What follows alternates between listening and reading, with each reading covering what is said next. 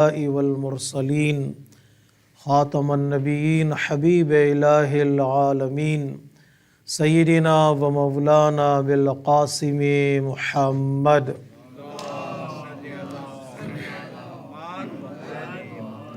وعلی اہل بیتہ الطیبین الطاہرین المظلومین المعصومین المیامین المکرمین ولعنۃ اللہ علی اعدائہم اجمعین من یومنا ھذا الی قیام یوم الدین اما بعد فقد قال الحکیم فی کتابہ الکریم وقولہ الحق بسم اللہ الرحمن الرحیم یا ایہا الذین آمنوا هل ادلکم علی تجارۃ تنجیکم من عذاب علیم تؤمنون باللہ ورسولہ وتجاہدون فی سبیل اللہ صدق اللہ العلی العظیم۔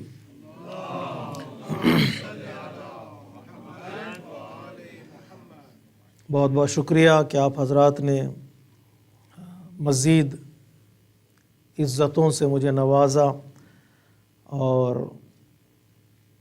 کچھ اور مجالس سے خطاب کرنے کا شرف عطا کیا۔ اللہ تبارک و تعالی آپ کے اس عمل کو اور ہمارے اس اعمال کو عظیم ہستیوں کے صدقے میں قبول فرمائے۔ انشاءاللہ کوشش کریں گے آج اور کل کی مجلس عزا میں ایک عنوان جو قرآن مجید نے جس کی طرف اشارہ کیا ہے، جو آج کل ہماری زندگی میں اس کی بہت ضرورت ہے اور وہ ہمارے عقیدے میں بھی شامل ہے، اس موضوع پر گفتگو کریں۔ وہ ہے اسلام میں نجات کا تصور۔ نجات اور سالویشن کی جو باتیں ہوتی ہیں وہ قرآن مجید سے لی ہوئی باتیں ہیں، اگرچہ آج کل دوسرے مذاہب والے، دوسرے ریلیجن والے اس کو زیادہ زور دیتے ہیں، نجات کی باتیں کرتے ہیں، سیویئر کی باتیں کرتے ہیں اور سالویشن کی گفتگو کرتے ہیں۔ اس کی طرف قرآن مجید نے سالوں پہلے اشارہ کیا ہے اور کئی آیتوں میں اس بات کی طرف لوگوں کو بلایا ہے کہ وہ اپنی نجات اور اپنی کامیابی کا تصور محفوظ رکھیں اور اس کے لیے کوشش کریں۔ نجات کن چیزوں سے نجات ہے؟ ظاہر سی بات ہے آج کل جو پریشانیاں ہیں، مصیبتیں ہیں، کبھی پریشانیاں اور مصیبتیں انسان کی زندگی کے باہر کی ہیں، دوسری طرف سے پریشانی ہمیں لاحق ہوتی ہے، بیماریاں ہیں، مشکلات ہیں، پریشانیاں ہیں، جنگیں ہیں، لوٹ مار ہے، خون ریزیاں ہیں۔ یہ وہ پریشانیاں ہیں جو انسان پر تھوپی جاتی ہیں، انسان پر لاحق ہوتی ہیں، جو انسان کے باہر کی زندگی سے ریلیٹڈ ہیں۔ اور کچھ پریشانیاں ایسی بھی ہیں جیسے جیسے زمانہ ترقی کرتا جا رہا ہے ویسے ویسے بیماریاں بھی بڑھتی جا رہی ہیں، پرابلمز بھی بڑھتی جا رہی ہیں۔ انسان کے اندر کی کچھ پریشانیاں ہیں، کچھ لوگ ڈپریشن کا شکار ہیں، کچھ سٹریس کا شکار ہیں، اینگزائٹی کے شکار ہیں، نا امیدی کے شکار ہو جاتے ہیں۔ تو یہ ساری چیزوں نے مل کر انسان کی زندگی کو ایک مشکل کنارے پہ لا کر کھڑا کیا ہوا ہے۔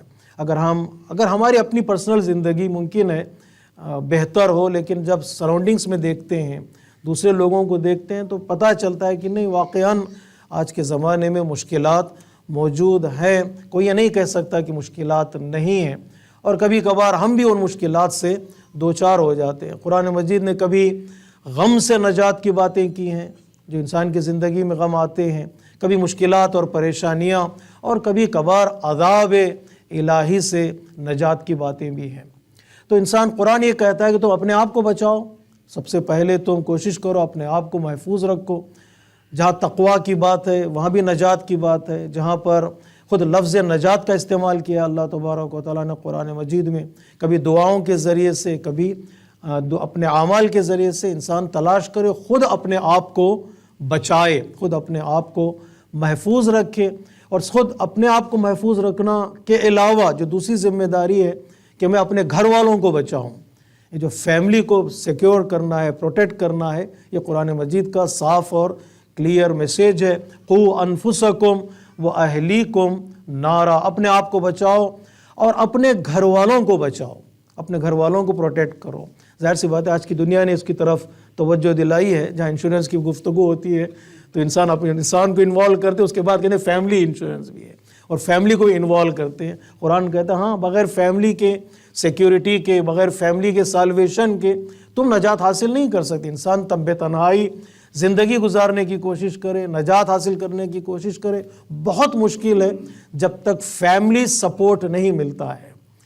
خود حتیٰ بچوں کی تربیت کے سلسلے میں بھی جب تک فیملی ہاتھ میں ہاتھ نہ ملائے، سپورٹ نہ کرے، تربیت انسان بچوں کی کامل طور پر نہیں کر سکتا ہے۔ اللہ تبارک و تعالیٰ کہتا ہے قو انفسکم، اپنے آپ کو بچاؤ، پہلے پروٹیکٹ کرو، غلط کیا ہے، صحیح کیا ہے، حق کیا ہے، باطل کیا ہے، کون سی چیزیں انسان کو سنبھلنے میں کام آتی ہیں، کون سی چیزیں انسان کے تباہ ہونے میں نقصان دہ ثابت ہو سکتی ہیں، تو اس کو انسان اسٹڈی کرنا پڑتا ہے ایک۔ اور دوسرا اہلیکم نارا، نار کبھی کبھار ہم استعمال کرتے ہیں لفظ قیامت کے لیے، جہنم کی آگ، دوزخ کی آگ، لیکن کامنٹیٹرز کہتے ہیں نہیں، یہ آگ جنرل ہے، دنیا میں بھی یہ آگ مشکلات کی صورت میں، پریشانیوں کی صورت میں اور گناہوں کی صورت میں ظاہر ہو سکتی ہے۔ ایک آگ جو ہے ایک میٹافورک میننگ ہے، جہنم کے لیے تو آگ حقیقی آگ ہے، جب انسان جائے گا اپنے آنکھوں سے دیکھے گا، محسوس کرے گا۔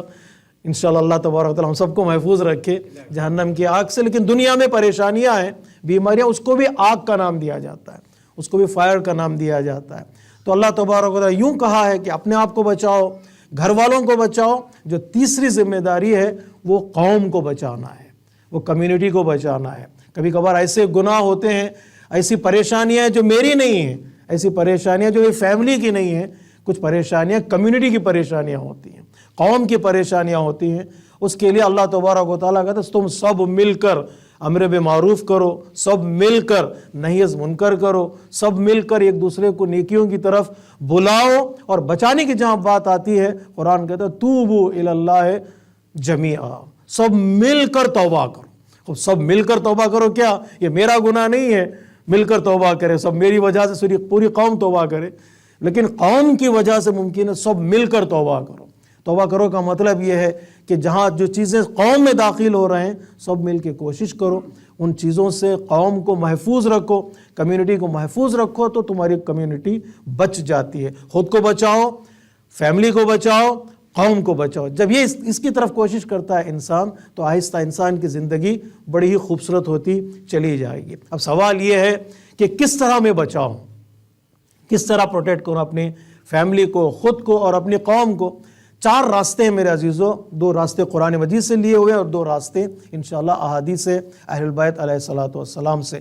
پہلا راستہ جس کی طرف اللہ تبارک و تعالیٰ نے ہمیں بتایا ہے، بلایا ہے کہ اس کے ذریعے سے تم اپنے آپ کو بچا سکتے ہو، فیملی کو بچا سکتے ہو، قوم کو بچا سکتے ہو، وہ یہ کہ تم اللہ اور اس کے رسول پر ایمان لے آؤ۔ اللہ تبارک و تعالیٰ نے کہا هل ادلکم علی تجارۃ تنجیکم من عذاب علیم۔ انسان بزنس کو بہت پسند کرتا ہے، تجارت، تو اللہ تبارک و تعالیٰ آؤ ایک تجارت میں بتاتا ہوں۔ تجارت کرنا ہی ہے تو اپنے آپ کو بچانے کے لیے اللہ سے تجارت کرو، اللہ سے بزنس کرو۔ فائدہ کیا ہوگا؟ خب دنیا والے جو اپنا مفاد دیکھتے ہیں، اپنا فائدہ دیکھتے ہیں تجارت میں، اللہ تبارک و تعالیٰ تمہارا فائدہ دیکھتا ہے اور تمہارا نفع دیکھتا ہے۔ بہت فرق ہوتا ہے نا، جب میں کسی کمپنی کے ساتھ بزنس ڈیل کرتا ہوں، بزنس کانٹریکٹ کے لیے بیٹھتا ہوں، کمپنی اپنا فائدہ دیکھتی ہے، ہمارا فائدہ زیادہ نہیں دیکھتی، وہ کوشش کرتے کمپنی کو فائدہ ہو۔ لیکن اللہ سے بزنس کرنے کا فائدہ یہ ہے کہ اللہ اپنا فائدہ نہیں دیکھتا، بندوں کا فائدہ دیکھتا ہے۔ اس لیے احادیث میں ہے کہ اللہ چھوٹی چیزوں کو بھی تم سے خرید لیتا ہے اور بڑی چیزوں کو بھی خرید لیتا ہے۔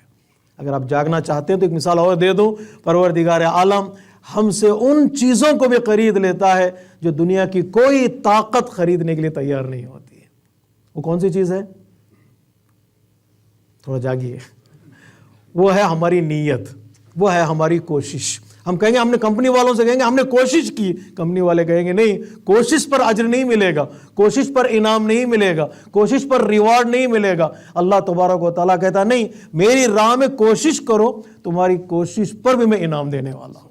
وَأَنْ لَيْسَ لِلْإِنسَانِ إِلَّا مَا سَعَىٰ، نیکی کا ارادہ کرو، گھر سے نکلو، پہنچ گئے ثواب بڑھ جائے گا، نہ بھی پہنچے چونکہ نیت اچھی تھی، تلاش تم نے کی ہے، اس تلاش پر بھی اللہ تبارک و تعالیٰ انعام دیتا ہے انسان کی کوششوں پر اور انسان کی نیت پر۔ انسان کی اگر نیت اچھی ہو تو پروردگار عالم اس نیت کو خرید لیتا ہے، بلکہ مومن کے اعمال کا دار و مدار ہی نیت پر ہے۔ انما الاعمال نیت دار و مدار ہی نیت ہے، یعنی نیت ہی سارا اس کا عمل ہے۔ نماز میں نیت ہے، روزے میں نیت ہے، عبادتوں میں نیت ہے۔ اگر نیت اچھی تو عبادتیں خود اچھی ہو جاتی ہیں۔ اگر انٹینشن اچھا نہیں ہے، عبادت انسان جتنی بھی جتن سے کرے، انسان اللہ کی بارگاہ میں وہ عبادت پرواز نہیں ہوتی ہے۔ صرف نیت بھی ہو تو اللہ تبارک و تعالیٰ اس بندے سے اس نیت کو خرید لیتا ہے۔ اس لیے کہا جاتا ہے نیت اچھی رکھو، چاہے کسی کی مدد کرو یا نہ کرو، مدد کرنے کی نیت رکھو، پروردگار عالم اس کو قبول کر لیتا ہے۔ لیکن کسی شاعر نے کہا یہ زمانہ ایسا آ گیا ہے کہ لوگ سجدے میں بھی دوسروں کا برا سوچتے ہیں۔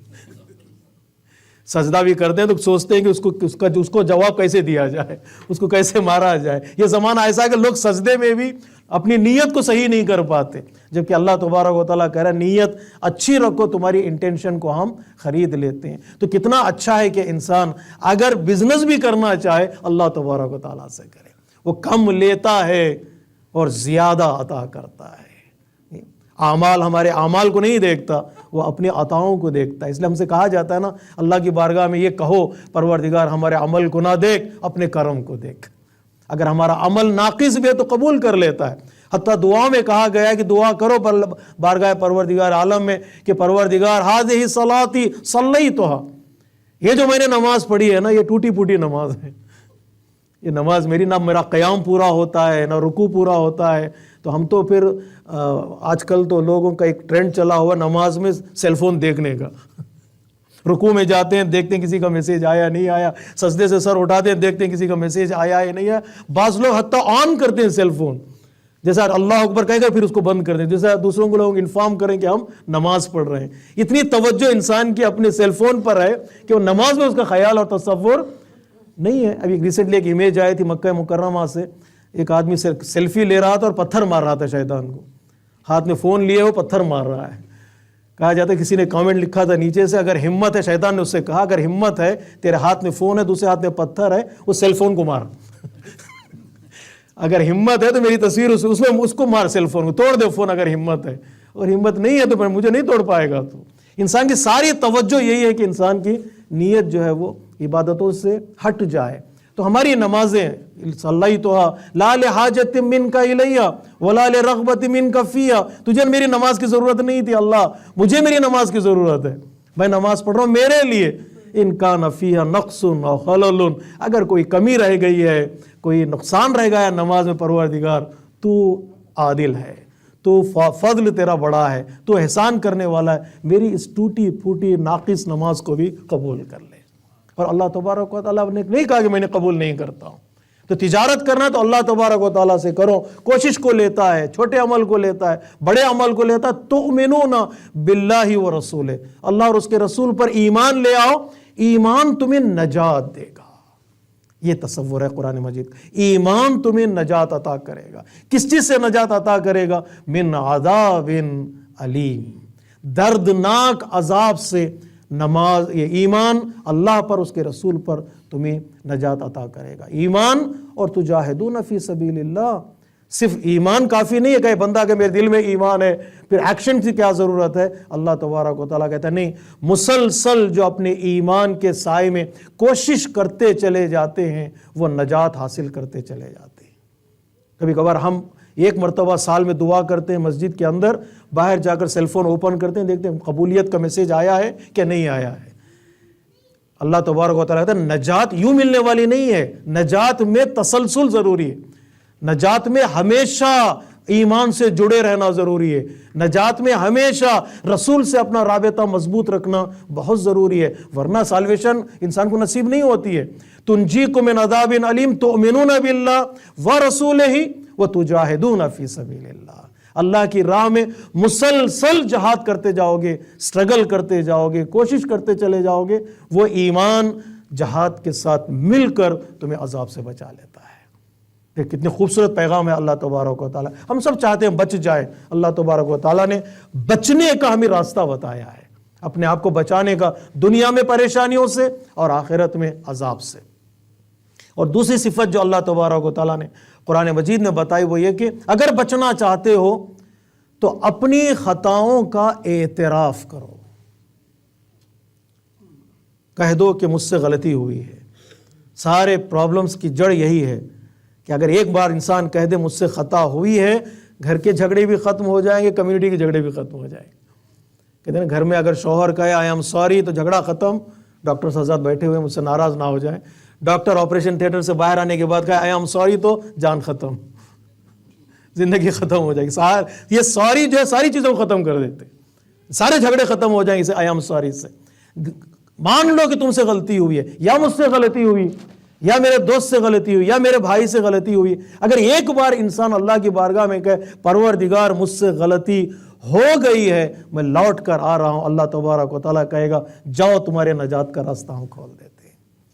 حضرت آدم علیہ السلام نے بارگاہ پروردگار میں اپنے ہاتھوں کو بلند کر کے کہا ربنا ظلمنا انفسنا، پروردگار ہم نے اپنے نفس پر ظلم کیا ہے، وَإِن لَّمْ تَغْفِرْ لَنَا وَتَرْحَمْنَا، اگر تو رحم نہیں کرے گا، اگر تو ہماری مغفرت نہیں کرے گا، لَنَكُونَنَّ مِنَ الْخَاسِرِينَ، تو ہم یقیناً گھاٹے میں رہ جائیں گے۔ کیا اقرار کیا پہلے؟ خاسرین، اور مغفرت اور بخشش کی دعا بعد میں، پہلے کنفیشن ہے، پہلے اعتراف ہے پروردگار میں نے غلطی کی ہے، ہم نے غلطی کی ہے۔ جو ہی انسان یہ کہہ دے کہ مجھ سے غلطی ہوئی، سارے نجات کے راستے انسان کے لیے کھل جاتے ہیں۔ یہیں پر انسان کہنے کے لیے تیار نہیں ہوتا۔ ساری بڑی بڑی جو جنگیں ہوئی ہیں، کنٹینیو ہوئی ہیں، یہ جملہ کہنے کے لیے وہ تیار نہیں ہوئے کہ ہم سے غلطی ہوئی، ہم نے جو کیا وہ غلط کیا ہے۔ اگر آخر میں جانے کر انسان پچھتانے کے کوئی چیز انسان کے پاس باقی نہیں رہ جاتی ہے۔ حضرت یونس کا جہاں واقعہ ہے، جہاں پر حضرت یونس کے زندگی کو اللہ تبارک و تعالیٰ قرآن مجید نے بتایا ہے، کیوں حضرت یونس کو نجات ملی، کیسے حضرت یونس نجات حاصل کیا۔ حضرت یونس علیہ السلام نے اس امتحان سے، اس ٹیسٹ سے، میں ٹیسٹ کہہ دوں تاکہ بہتر ذہن میں سوالات پیدا نہ ہو، کیسے آپ ٹیسٹ سے نکل کے آئے باہر؟ تو حضرت یونس نے کہا پروردگار جی اعتراف کرتا ہوں۔ کیا اعتراف کیا حضرت یونس علیہ السلام نے؟ لا الہ الا انت سبحانک انی کنت من الظالمین، پروردگار مجھ سے غلطی ہے، ترک اولا ہے، ترک اولا ہے۔ لیکن حضرت یونس نے کہا اللہ کی بارگاہ میں کہو ہمارے ترک اولا سے بڑا تو اللہ ہے، ہر نبی سے بڑا تو اللہ ہے۔ اللہ کی بارگاہ میں ہائر اتھارٹی کے سامنے انسان کی فارمیلٹیز نہیں چلیں گی، وہاں پر کہو اللہ کی بارگاہ میں پروردگار انی کنت من الظالمین۔ جو ہی حضرت یونس نے کہا انی کنت من الظالمین، آواز قدرت آئی without any delay، فاستجبنا لہ، ہم نے یونس کے اس اقرار کو، اس اعتراف کو قبول کر لیا، فانجیناہ من الغم، ہم نے غم سے پھر حضرت یونس کو نجات عطا کی۔ کبھی ایک ذہن میں آپ کے سوال پیدا ہوتا ہے، کوئی اس نجات پہ صلوات پڑھنا چاہ رہے تو پڑھ دیجئے گا۔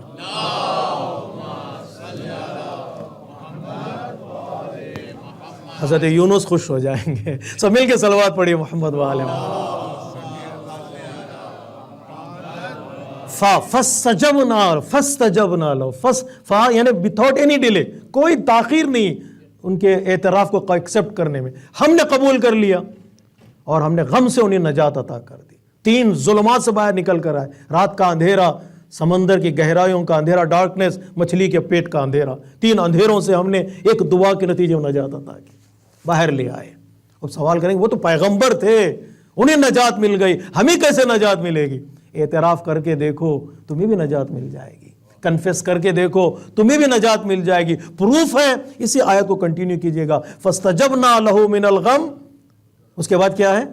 وَكَذَلِكَ نُنْجِي الْمُؤْمِنِينَ، یہ ہماری سنت ہے، یہ ہماری سیرت ہے، یہ پرنسپل ہے اللہ تبارک و تعالیٰ کا، جو بھی اس راستے سے آئے گا وہ نجات پائے گا، چاہے حضرت یونس ہو یا بعد میں آنے والے مومنین ہو۔ كَذَلِكَ نُنْجِي الْمُؤْمِنِينَ، ہم نے مومنین کو اسی طرح سے ہم مومنین کو نجات عطا کریں گے۔ کیوں مومنین نجات حاصل نہیں کرتے؟ اس لیے کہ وہ تیار نہیں ہوتے، اپنی غلطی کو ماننے کے لیے تیار نہیں ہوتے۔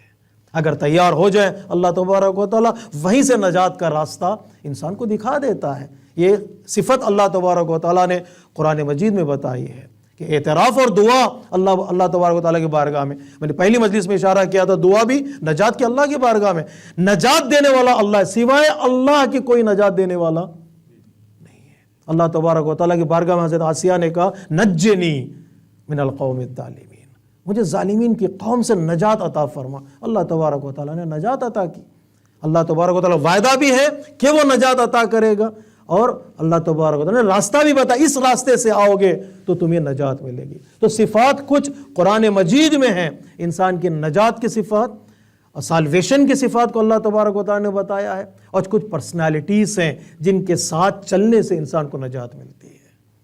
قرآن مجید میں حضرت موسیٰ کو سیویئر کہا ہے، حضرت موسیٰ کو منجی، کہ پھر آل بنی اسرائیل پر احسان جتاتے ہوئے اللہ تبارک و تعالیٰ نے کہا اس نعمت کو یاد کرو کہ ہم نے حضرت موسیٰ کے ذریعے سے تمہیں فرعون کے ظلم سے نجات عطا کیا۔ حضرت موسیٰ بن جاتے ہیں، خود حضرت موسیٰ، کبھی صفات ہیں کبھی ذات اور پرسنالٹی، حضرت موسیٰ کے ذریعے سے ہم نے نجات عطا کی۔ یاد کرو حضرت نوح علیہ السلام کی اس کشتی کو جس کے ذریعے سے ہم نے قوموں کو نجات عطا کی ہے، اس کا ذریعہ بنا حضرت نوح علیہ السلام قوم کے نجات کے لیے۔ اور وہ حدیث مشہور ہے جو مجلس کا حق ادا کر دوں میں اس حدیث کا ذکر کر کے، پیغمبر اسلام فرماتے ہیں مثل اہل بیتی کمثل سفینۃ نوح من رکبها نجا ومن تخلف عنها غرق وضل وهوى۔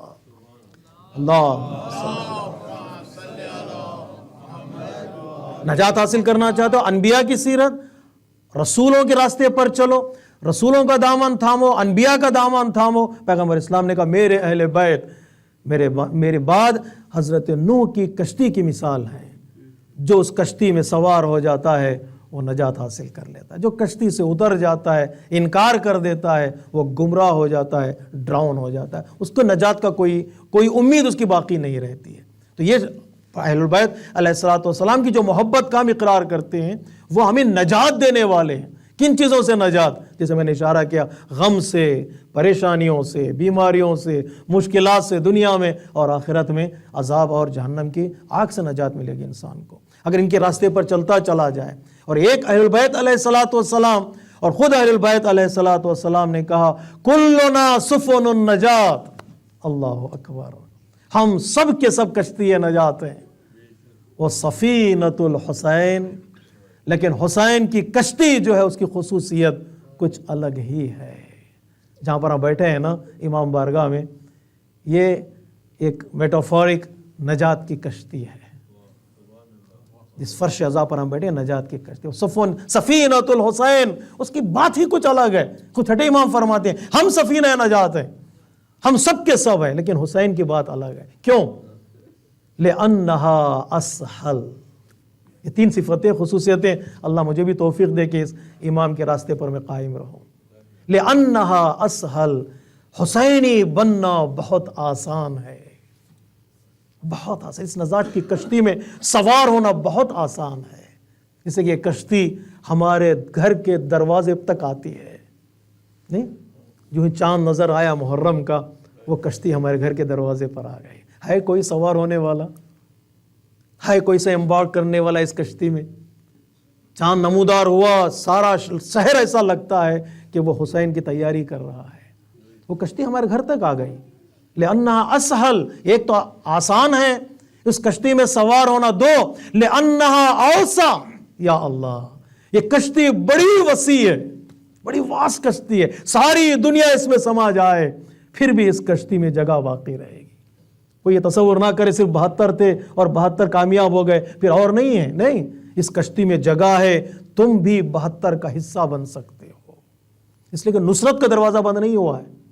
ہمارے استاد کہا کرتے تھے امامت کا دروازہ بند ہے، کوئی اور امام نہیں بنے گا 12 امام کے بعد، جی، رسولوں کا دروازہ بند ہے، انبیاء کا دروازہ بند ہے، نبی کوئی نہیں بن سکتا، لیکن ہدایت کا دروازہ بند تو نہیں ہے، حکمت کا دروازہ بند تو نہیں ہے، نصرت کا دروازہ بند تو نہیں ہے، ناصر تو بنو، حکیم تو بنو، اور ہدایت یافتہ تو بنو، وہ دروازے کھلے ہوئے ہیں۔ لِأَنَّهَا أَوْسَعُ، دنیا کی کوئی بھی قوم ہو، وہ کہیں کا بھی وہاں رہنے والا ہو، جو بھی اس کا رنگ ہو، اس کی زبان ہو، وہ آئے اس حسین کی کشتی میں سوار ہونا چاہے، اس کے لیے امام حسین علیہ السلام نے جگہ رکھی ہوئی ہے۔ کبھی کبھار نام لکھے جاتے ہیں اہل بیت کے دفاتر میں، کہتے ہیں امام حسن مجتبیٰ ایک دفتر کے موجود تھا امام حسن کے پاس، تو لوگ آتے تھے اپنا نام ڈھونڈتے تھے، کیا میں امام کے اصحاب میں شامل ہوں کہ نہیں ہوں۔ کربلا کے شہیدوں کے نام امام حسن مجتبیٰ کے دفتر میں لکھے ہوئے تھے۔ باپ نے دیکھا اس کا نام ہے لیکن اس کے بیٹے کا نام چمک رہا تھا، نام مجھے یاد نہیں آ رہا صحابی کا، اس کے بیٹے کا نام چمک رہا تھا۔ اس نے امام دوم سے پوچھا، مولا میرا نام تھوڑا پھیکا پھیکا ہے، میرے بیٹے کا نام کیوں چمک رہا ہے؟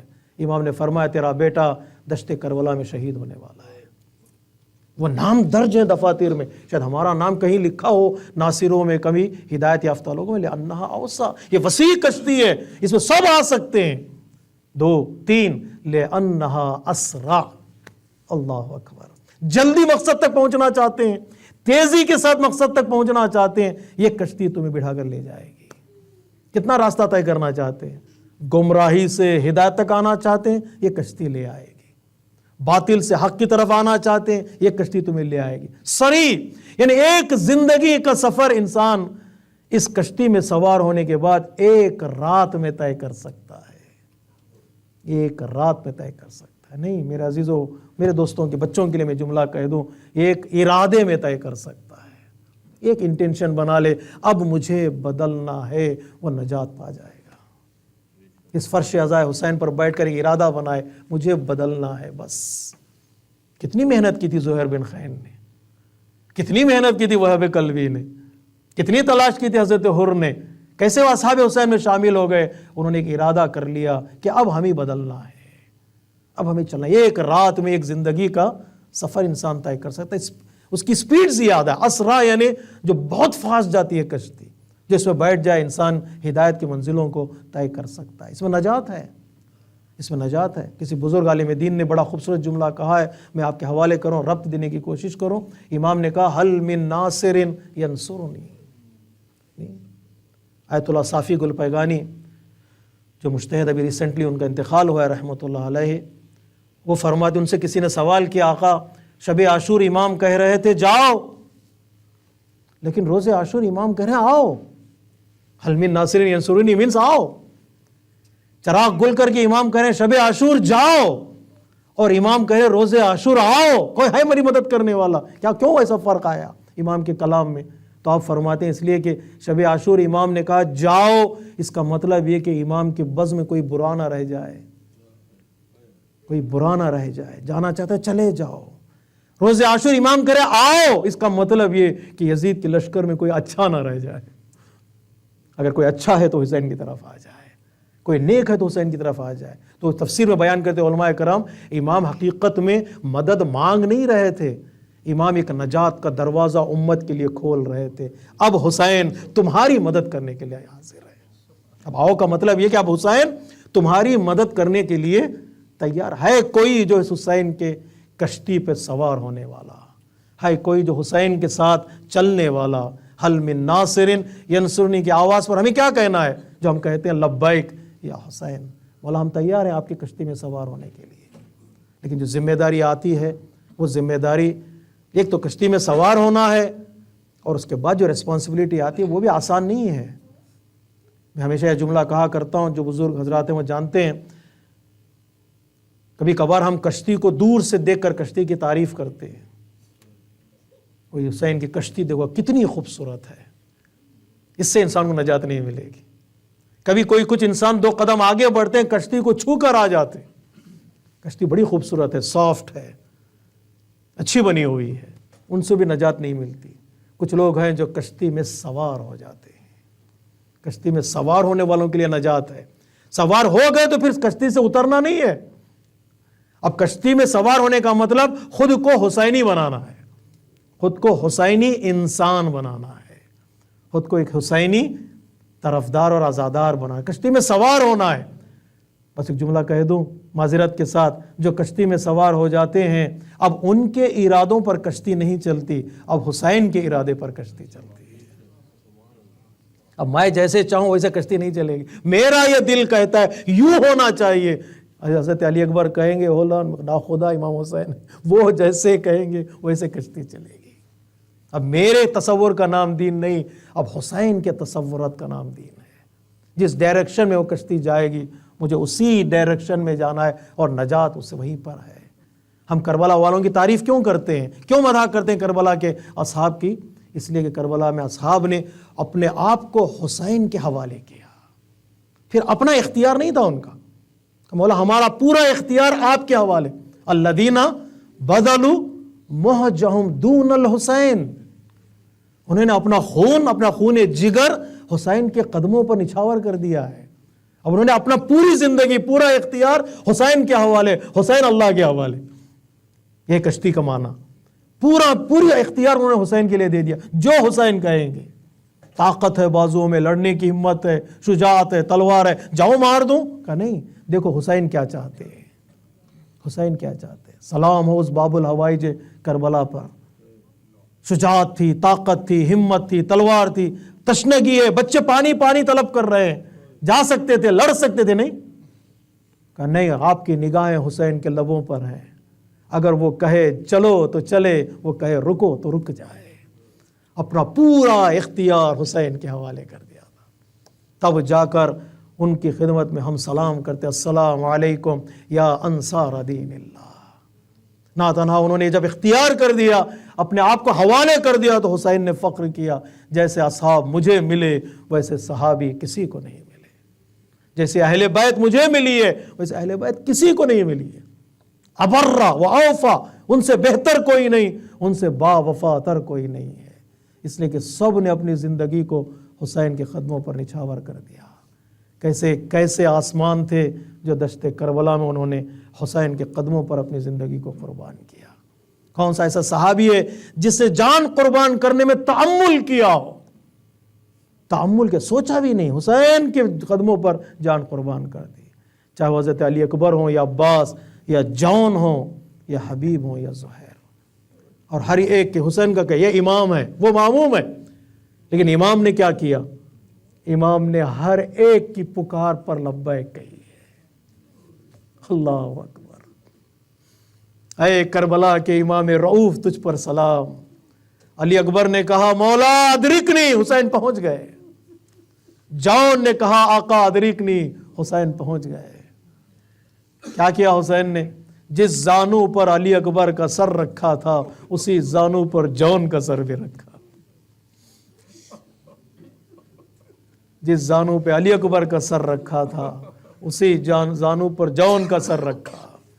ہر ایک کی وصیت پر امام نے عمل کیا، ہر ایک کی آواز پر امام نے لبیک کہ جو حق انہوں نے ادا کیا تھا، امام نے اپنے امامت کا حق ادا کیا ہے. اور صاحب نے کہا تھا دیکھو حسین کے بدن پر تمہارے جیتے جی کوئی تیر نہ لگے، لیکن جب تک اصحاب زندہ تھے حسین کے بدن پر کوئی تیر نہیں لگا. لیکن جب عصر عاشور کا وقت آیا، حسین تنہا رہ گئے. وہ نظر الی یمینہ و شمالہ، حسین نے دائیں دیکھا بائیں دیکھا، کوئی نظر نہیں ہے، نہ اکبری نہ قاسمی نہ عباسی نہ محمدی. اکیلا فاطمہ کا لال، کس کو آواز دے، کس کو آواز دے حسین. میں نے کہا تھا یہ جملہ کہ جب بچے کا کوئی نہیں ہوتا ہے تو اسے ماں یاد آتی ہے. عجب نہیں حسین نے مدینے کا رخ کیا ہو، اماں آپ کا حسین ذوالجناح سے زمین پر آ رہا ہے. زمین پر امام آئے، ظالموں نے امام کے بدن کے ساتھ کیا کیا؟ ظالموں نے امام کے بدن کے ساتھ کیا. امام حسین نے ہمیں یاد کیا ہے، لیتکم 3 مقامات پر یاد کیا ہے. ایک تشنگی کے مقام پر یاد کیا. اے میرے شیعو، جب ٹھنڈا پانی پینا، حسین کی پیاس کو یاد کرنا، اور کسی غریب و مظلوم کی خبر سننا، حسین کی غربت اور مظلومیت کو یاد کرنا. دنیا میں لاکھوں مظلوم گزرے ہیں لیکن حسین سے بڑا کوئی مظلوم نہیں. دنیا میں لاکھوں غریب گزرے ہیں لیکن حسین سے بڑا کوئی غریب نہیں ہے. اس لیے کہ حسین تنہا تھا، اس کی آنکھوں کے سامنے بچوں کو شہید کیا گیا، اس کے بدن پر تیر برسائے گئے. حسین سے بڑا کوئی غریب نہیں ہے. یہاں تک کہ جو آج جو بھی کربلا جاتا ہے وہ کربلا کا تحفہ کفن لے کر آتا ہے، لیکن حسین کو کفن تک نصیب نہیں ہوا. کوئی اس غربت کا تصور کر سکتا ہے؟ کوئی اس مظلومیت کا تصور کر سکتا ہے؟ کوئی بیان نہیں کر سکتا. کب ہمیں احساس ہوتا ہے؟ جب اہل بیت مدینہ واپس لوٹے، جب اہل بیت کی زندگی ہم دیکھتے ہیں، ہمیں احساس ہوتا ہے یہ غریب رہے ہیں، یہ مظلوم رہے ہیں. روایت کہتی ہے سید الساجدین گھر میں تشریف فرماتے، ایک سائل نے آواز بلند کی، یا مولا انا الغریب فرحمونی، میں غریب ہوں مجھ پر رحم کرو. جو یہ غربت کا نام سنا امام گھر سے باہر تشریف لائے، اس سائل کو اپنے قریب بلایا، بلانے کے بعد پوچھا بھائی بتا تو نے کیا کہا؟ اس نے کہا انا الغریب فرحمونی، میں غریب ہوں مجھ پر رحم کرو۔ تو امام نے سوال پوچھ لیا بتا کیا تو مسلمان ہے؟ اس نے کہا ہاں میں مسلمان ہوں۔ امام نے پوچھا کیا یہ مسلمانوں کی بستی ہے؟ اس نے کہا ہاں مولا یہ مسلمانوں کی بستی ہے۔ امام نے پوچھا بتا کیا تو یہاں اس دنیا سے چلا جائے گا تو لوگ تجھے غسل دیں گے، لوگ تجھے کفن دیں گے، لوگ تجھے دفنا دیں گے؟ اس نے کہا مولا کیوں نہیں ہے، اگر جیتے جی کوئی مدد کرے یا نہ کرے لیکن مرنے کے بعد سب غسل بھی دیں گے، کفن بھی دیں گے اور دفنا دیں گے۔ تو سائل کو امام نے قریب بلایا، اپنے سینے سے لگایا، کہا بھائی غریب تو نہیں ہے، غریب تو میرا بابا جس کا لاشا دشتے کربلا میں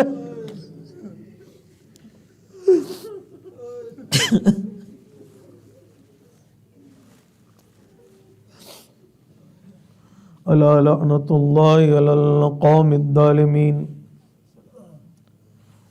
سیعلم الذین ظلموا ای منقلب ینقلبون۔